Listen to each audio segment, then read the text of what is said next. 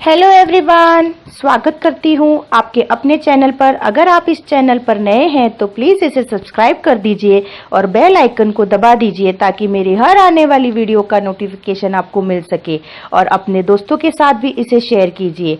चलिए आज का वीडियो स्टार्ट करते हैं। अगर आपने इसका पार्ट 1 नहीं देखा तो प्लेलिस्ट में जाकर देख लीजिए, अदरवाइज मैं इसका लिंक डिस्क्रिप्शन बॉक्स में दे दूंगी, आप वहां से भी देख सकते हैं।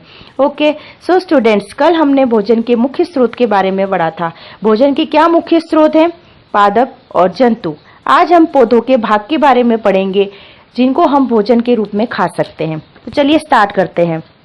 पौधे हमारे भोजन का मुख्य स्रोत हैं। हम पौधों के कौन से भाग का उपयोग खाद्य पदार्थ के रूप में करते हैं? हम पत्तियों वाली अनेक सब्जियां खाते हैं, जैसा कि आपने देखा होगा। हम पत्तियों वाली सब्जियां, कुछ नाम आप बताइए।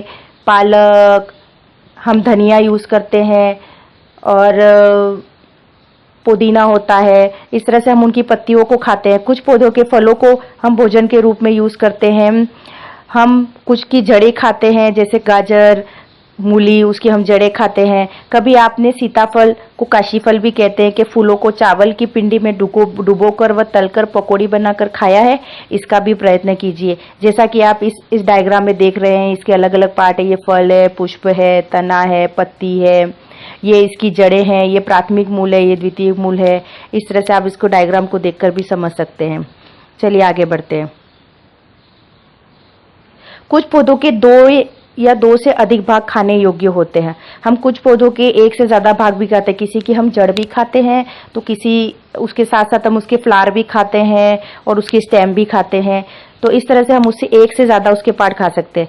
जैसे कि उदाहरण के लिए सरसों के बीज से हमें तेल प्राप्त होता है एवं उसकी पत्तियों का उपयोग करके हम साग बनाते हैं।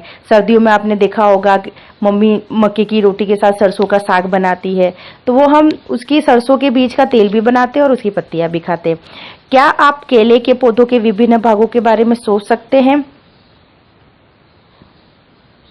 जिन्हें हम भोजन के रूप में यूज कर लेते हैं? क्या आप किसी अन्य पौधे के बारे में सोच सकते हैं जिसके 2 या अधिक भाग खाए जाते हैं? अब आप ऐसे कुछ और भी फ्रूट के नाम सोच सकते हैं, ऐसे और भी पौधों के नाम सोच सकते हैं जिसके हम एक से ज्यादा पार्ट खाते हैं। ठीक है, अब हम एक एक्टिविटी देखेंगे।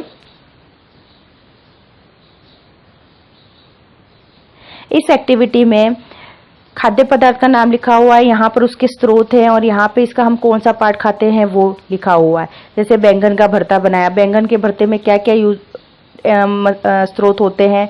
बैंगन, मिर्च मसाले और कोई अन्य। तो बैंगन का हम क्या खाते हैं? फल खाते हैं। मिर्च मसाले फल होते हैं। इसमें तेल होता है, मूंगफली होता है, सरसों होता है, सोयाबीन होता है, इसके हम बीज खाते हैं। ऐसे यहाँ पे आप कुछ और भी लिख सकते हैं। जैसे आपने आलू की सब्जी बनाई तो यहाँ पे लिख दिया इस तरह से।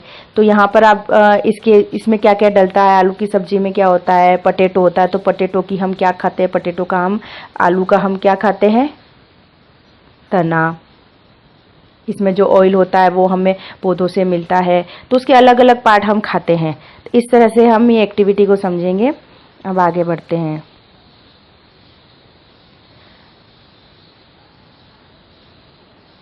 अब इस एक्टिविटी में मूंग अथवा चने के बीज, सूखे बीज लीजिए। अब हमने इससे कुछ बीजों को जल से भरे एक पात्र में डाल दें और 1 दिन के लिए छोड़ दीजिए। अगले दिन जल को पूरी तरह निकाल दें और बीजों को गिलास में रहने दें।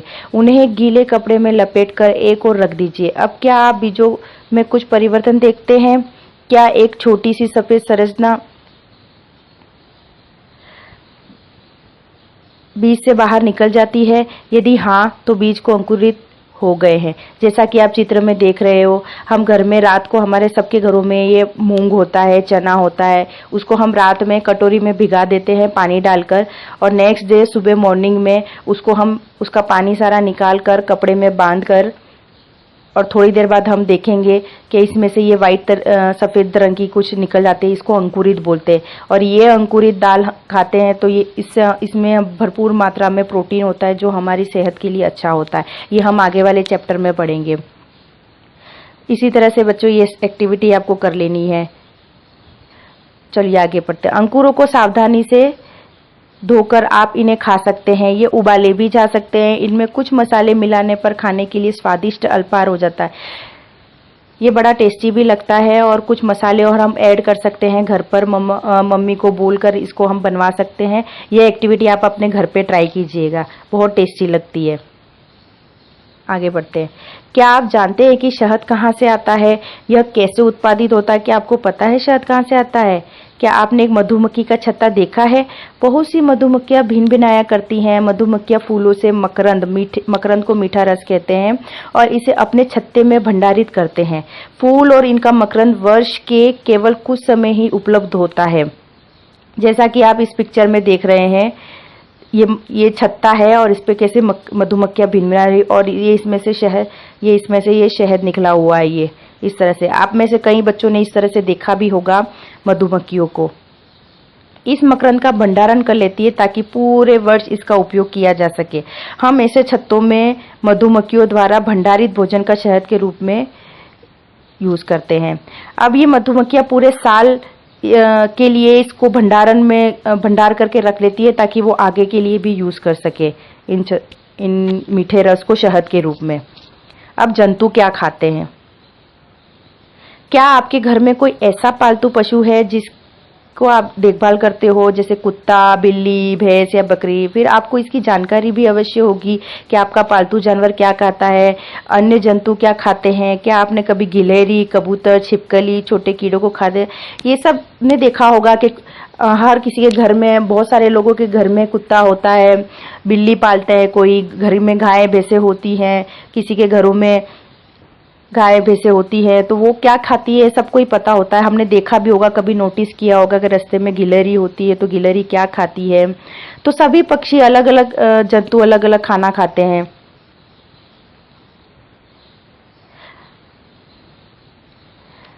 अनेक जंतुओं के नाम लिखे हैं। इनमें से कुछ जंतुओं द्वारा खाए जाने वाले भोजन भी लिख सकते हैं। सारणी में रिक्त स्थानों की पूर्ति कीजिए। अब यहाँ पर लिखा हुआ है जीव का नाम, खाए जाने वाले भोजन। अब भैंस क्या खाती है? घास, खली, भूसा, अनाज। बिल्ली क्या खाती है? छोटे जंतु, पक्षी, दूध। चूहा आपको पता होगा अनाज खाता है, घरों में रोटी भी खा लेता है। शेर क्या खाता है? शेर दूसरे जंतुओं को खाता है, तो ये जंतु खाता है। बाघ क्या खाता है? ये भी जंतु खाता है। इस तरह से मकड़ी कीड़े खाती है, छिपकली मच्छरों को खाती है, गाय घास को खाती है। मनुष्य दोनों ही खाते हैं, घास और दोनों ही खाते हैं मनुष्य। कौवा भी दोनों ही खाता है। तितली मीठा रस लेती है पत्तियों से, मीठा रस। ऐसे अन्य आप सोच सकते हैं और आप इसको नोट कर सकते हैं। चलिए आगे देखते हैं, आगे वाली एक्टिविटी देखते हैं। एक्टिविटी 7 में हमें बताया गया है, फिर से सारणी 1.5 को ध्यान से देखिए और इसके जंतुओं को 3 वर्गों में विभाजित कीजिए। पहले वर्ग में केवल उन जंतुओं के नाम लिखिए जो केवल पौधे और पादप उत्पाद खाते हैं। इन्हें शाकाहारी जंतु कहते हैं। अब देखिए स्टूडेंट्स, यहाँ पे हमने देखा कि कुछ तो सिर्फ घास खाते हैं, फ्रूट्स खाते हैं, वेजिटेबल खाते हैं, और कुछ होते हैं जो दूसरे जंतु को खाते हैं। तो जो घास खाते हैं और दूसरे पादपों को खाते हैं उन्हें हम क्या कहते हैं? शाकाहारी कहते हैं। यहाँ कुछ जंतु ऐसे हैं जो दूसरे प्राणियों को खाते हैं, उन्हें हम मांसाहारी जंतु कहते हैं, जैसे शेर, चीता। क्या आप कुछ ऐसे जंतु के नाम जानते हैं जो भोजन पौधे और जंतु दोनों ही होते हैं? इन्हें तीसरे वर्ग में रखा गया। कुछ जंतु ऐसे होते हैं जो दोनों खाते हैं, उन्हें हम सर्वाहारी कहते हैं। जो पादप खाते हैं उन्हें हम शाकाहारी कहते हैं, जो दूसरे जंतु को खाते हैं उन्हें मांसाहारी कहते हैं, और जो दोनों ही खाते हैं उन्हें हम सर्वाहारी कहते हैं। अब शाकाहारी जंतु में गाय हो गई, भैंस, ये सब घास खाती है, बकरी ये सब घास खाती है। मांसाहारी में आपको पता ही है, मैंने पहले भी बताया है, शेर हो गया, चीता हो गया, ये सब दूसरे जंतु को खाते हैं। और सर्वाहारी में कौवा हो गया, ह्यूमन हो गया, मतलब मानव, हम मनुष्य भी सर्वाहारी में आते हैं, जो मनुष्य दोनों ही चीज खाते हैं। तो इस तरह से इनको अलग अलग वर्गों में बांटा गया है। अब इस सारणी में इनको अलग अलग वर्गों में बांटा गया है और इस तरह से हम इनके उदाहरण लिखेंगे। शाकाहारी में जैसे गाय, मांसाहारी में शेर, सर्वाहारी में कौवा। अब आप लिखिए। और भैंस लिख दी मैंने यहाँ पे, और चीता, मानव, फिर और बकरी, भेड़िया, इस तरह से आप अपनी सारणी बना सकते हैं। और आगे तो इस भाग में हमने ये पढ़ा कि जंतु कौन कौन से जंतु को किन किन भागों में डिवाइड किया गया है, शाकाहारी, मांसाहारी और सर्वाहारी भोजन के रूप में इनको 3 भागों में बांटा गया है। हम जानते हैं कि हम में से बहुत से लोग ऐसे जिन्हें पर्याप्त भोजन नहीं मिलता। हमें ऐसे उपाय खोजने की आवश्यकता है जिनके द्वारा देश में अधिक खाद्य उत्पादन किया जा सकता है। यहाँ पर्याप्त नहीं होगा, बल्कि हमें ऐसे भी उपाय खोजने चाहिए जिनसे यह सुनिश्चित हो कि यह भोजन हम में से प्रत्येक को आसानी से होगा। अब हम ये देख सकते हैं कि हमारे यहाँ पे खाना तो बहुत है, पर कुछ लोगों को तो खाना ही नहीं मिलता और कुछ लोगों के पास बहुत सारा खाना होता है। तो हमें ये अच्छे नागरिक की तरह हमें ये देखना चाहिए कि हमारे देश में सबको ही बराबर इक्वल खाना मिले। ठीक है, अब आज का ये चैप्टर खत्म हुआ। अगर आपने पार्ट मेरा 1 नहीं देखा है तो दोनों पार्ट 1 और पार्ट 2 देख लीजिए। इसकी हम आगे की एक्सरसाइज हैं ये हम नेक्स्ट पार्ट में करेंगे। और तब तक के लिए आप रिवाइज कीजिए। और अगर आपको मेरा चैनल अच्छा लगा हो तो इसको please like, share and subscribe कीजिए। तब तक के लिए बाय बाय, टेक केयर।